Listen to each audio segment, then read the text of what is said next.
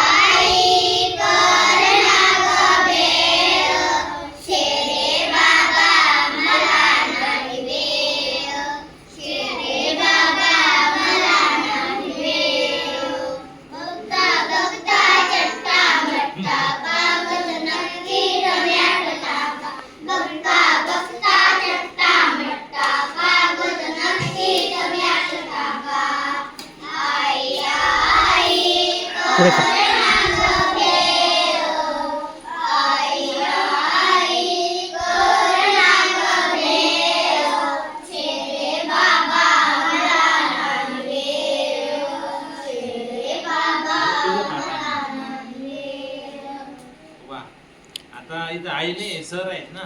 छान. Sir sir असं म्हणणार तुम्ही. आता आपण भेळचा आस्वाद घेऊया.